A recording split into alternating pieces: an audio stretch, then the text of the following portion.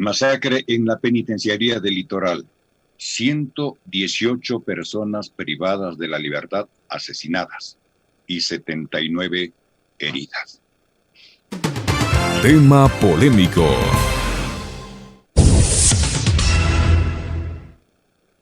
Los datos oficiales los entregó la Policía Nacional. Cerca de las 19 horas de este jueves 30 de septiembre, la institución confirmó que la cifra oficial de muertos por la masacre carcelaria subió a 118.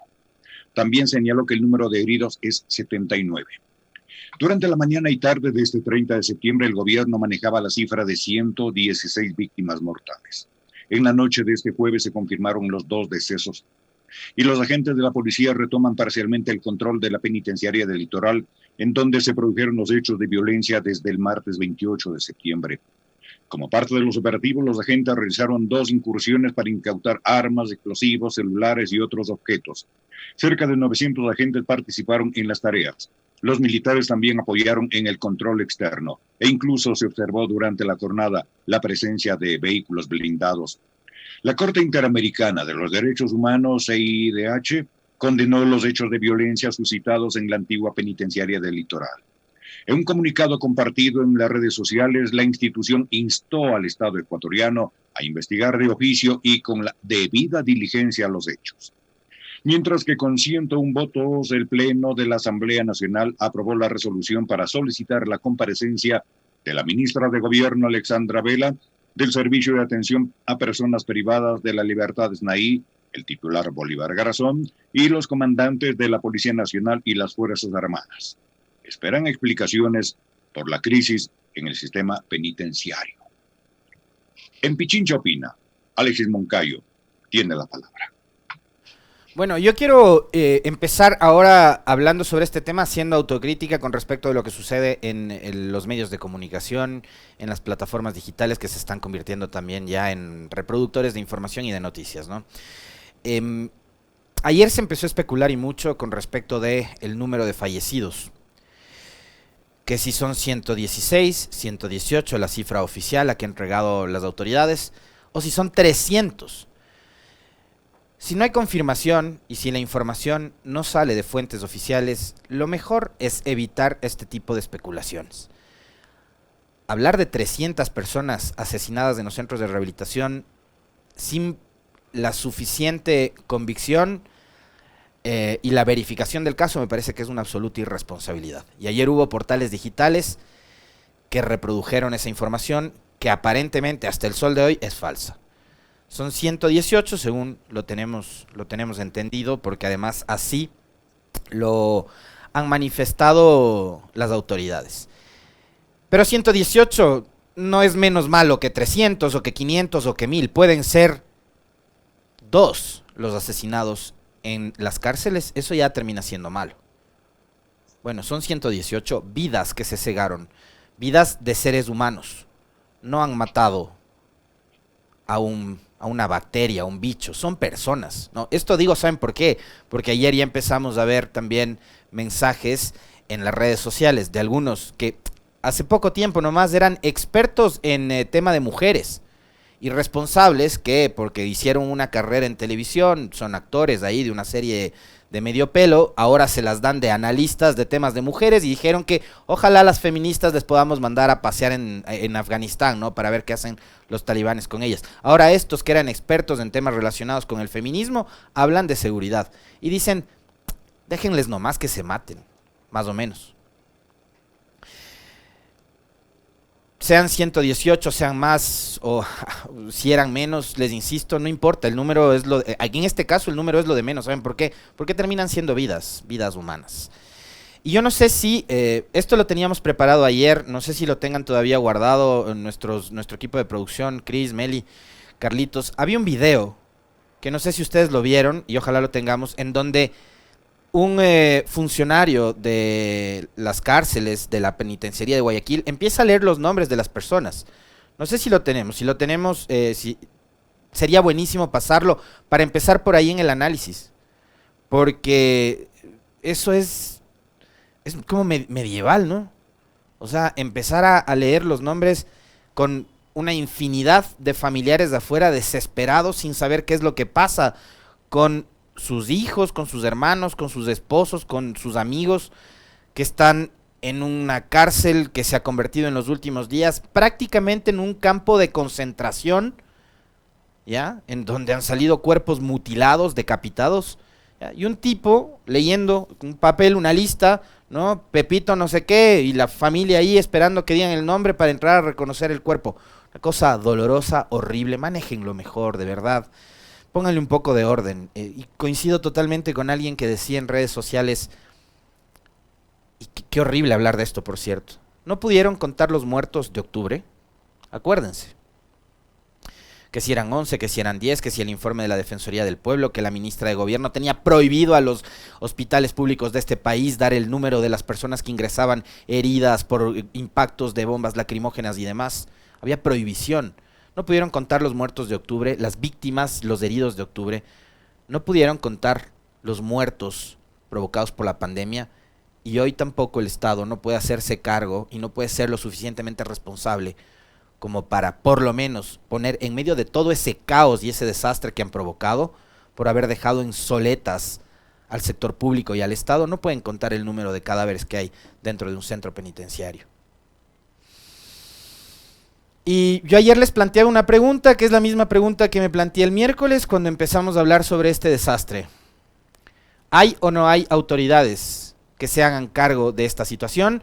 ¿Hay o no hay funcionarios responsables sobre lo que está pasando en las cárceles? El mismo relato, lo dije el miércoles, el mismo relato que usó la señora María Paula Romo, lo usan ahora. ¿Saben cuál es? La policía no es la responsable, el Ministerio de Gobierno no es el responsable. No me lo estoy inventando yo. Escuchémosle a la ministra de Gobierno, Alexandra Vela.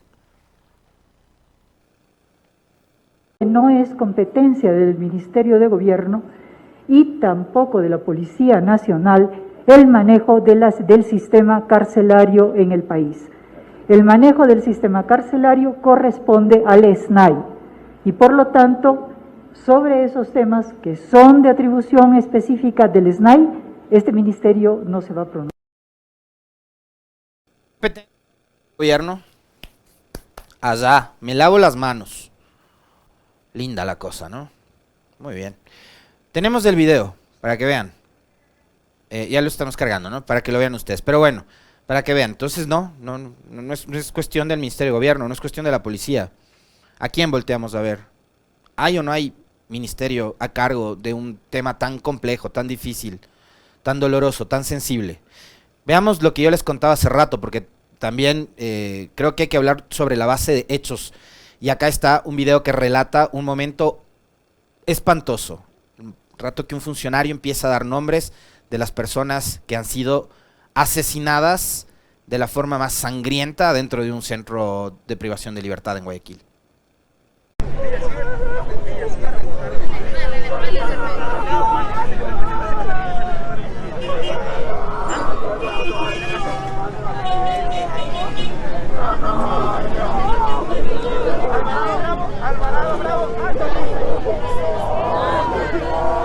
Alvarado Bravo Anthony. Alvarado Bravo.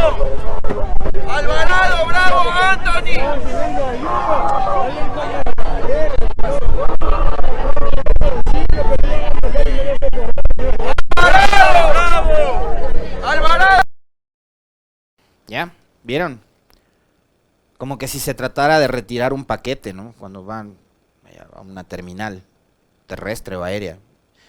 Su nombre, sí, venga, retire su paquete. Algo así parecido, ¿no? Como que fueran cualquier cosa. Lo que han hecho, nuevamente, es culpar, buscar de la forma más básica, culpables. Escuchemos lo que dice alguien que funge de periodista a propósito de las fake news. Empezando ya a responsabilizar específicamente a Correa. Esto ya es de locos, pero que lo diga un medio incautado, administrado por el Estado, en televisión abierta, donde hay muchísima gente que ve y que todavía les cree, que es impresionante. Ya sabemos por dónde van a ir los tiros en este caso. Escuchemos esto porque ustedes, al igual que yo, se van a indignar. El problema tiene dimensión geopolítica Esto es una estrategia de desestabilización del régimen de Lasso, muy probablemente orquestada desde Bélgica, Caracas y La Habana. Se necesita, lo que usted mencionaba, dice, apoyo financiero y técnico de la Unión Europea, Estados Unidos y Canadá para enfrentar esta situación y posicionar claramente que el correísmo instauró un Estado prodelincuencial. Listo, resuelto el problema. ¿El correísmo es el responsable de la crisis en las cárceles? Porque algún loco le mandó un mensaje por WhatsApp y el otro lo leyó en televisión abierta. Hay una estrategia que viene de Bélgica, que tiene plata y mueve para que los presos se maten. De verdad que esto es demencial, pero no hay la mínima intención de profundizar el análisis y de ir un poquito más allá. Nosotros aquí lo dijimos miércoles, jueves, lo volvemos a decir hoy. Hubo un gobierno que se especializó en destruir al Estado. El mismo gobierno que le dejó a su socio, Guillermo Lasso, un ministerio de Obras Públicas y Transporte sin maquinaria para poder dar mantenimiento a las vías del país. No me lo estoy inventando yo. En este espacio, en estas cámaras, con estos micrófonos, Marcelo Cabrera, ministro de Obras Públicas y Transporte, dijo que se encontraron un ministerio en soletas, que Moreno les dejó sin maquinaria y que recién ahora está llevando adelante un proceso de compra pública para poder tener maquinaria y salir a dar mantenimiento a las vías que están olvidadas en el Ecuador. Ya. Ese mismo gobierno que desmanteló el Estado fue el que eliminó el Ministerio de Justicia, que a la vez era el organismo encargado de regir la política pública en materia de rehabilitación social. Desde ahí salían los guías penitenciarios, que además cumplían con toda una fase y un proceso de capacitación en derechos humanos y de tales. Eliminaron el Ministerio de Justicia, no le encargaron a nadie el manejo y administración de los centros de rehabilitación social. Por eso es que la señora ministra sale, como lo hacía María Paula Romo en el pasado, a decir, no es mi responsabilidad. Allá. Más fácil es leer un mensaje de WhatsApp de un loco que le dice que la culpa es de Correa. Esos son los medios de comunicación y esos son los periodistas que tienen tantísima credibilidad en este país, ¿no? Si el gobierno sigue dejándose asesorar por esa gente, quién sabe dónde vamos a ir a parar. Y mientras tanto, ayer el presidente Lasso andaba tomándose fotos al lado de postes de electricidad. Wow.